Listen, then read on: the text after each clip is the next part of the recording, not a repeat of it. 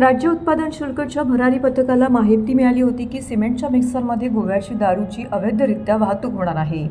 त्याप्रमाणे राज्य उत्पादन शुल्कच्या भरारी पथक क्रमांक 1 चे निरीक्षक MP धनशेट्टी, दुय्यम निरीक्षक NR Mahale, SR Misal, BG Thorat, सहाय्यक दुय्यम निरीक्षक RB खेमनर, जवान RS Patil, PA Mahajan, PS Nagare, महिला जवान SS यादव यांनी मिळून CBD आशयर कंपनीचा 10 चाकी सिमेंट मिक्सर संशयितरित्या बाजूला घेतला। त्याची तपासणी केली असता वाहनाच्या मधील आतील बाजूस असलेल्या सिमेंटचे झाकण उघडून आतमध्ये तपासणी केली असता आतमध्ये भारतीय बनावटीचे विदेशी मद्य जे बॉक्स दिसून आले।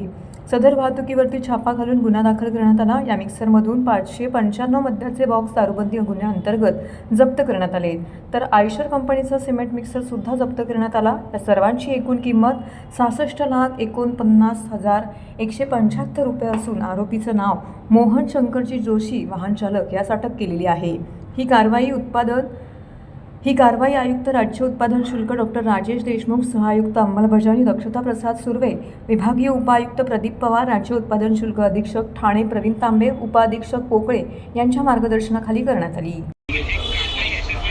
चार बॉक्स आहे, बाकी पलटी करायची गाडी पलटी करतो। हां, गोल फिरवलं ना ते बाटल्या सगळं खाली झालं। 4 बॉक्स आहेत, बाकी लूज आहे, गोरीत भरून तिथून निघत नाही। ये समज ये उभा राहा। थोडा असं उभा राहायला पाहिजे का? ये ना ये बघूया ना। ए राम या ना, जा पाणी बघू।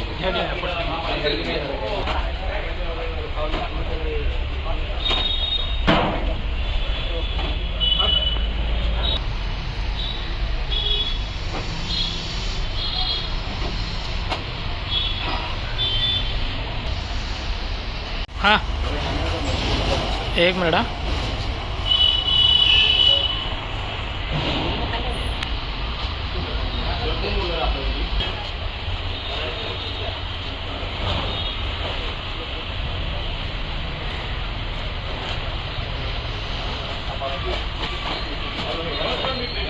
राज्य उत्पादन शुल्क विभागाच्या ठाणे विभागाच्या भरारी पथकाला एक गुप्त माहितीद्वारे अशा एका ट्रकमधून सिमेंट मिक्सरच्या ट्रकमधून अशी मद्याची वाहतूक होणार असल्याची गुप्त माहिती कळाली होती।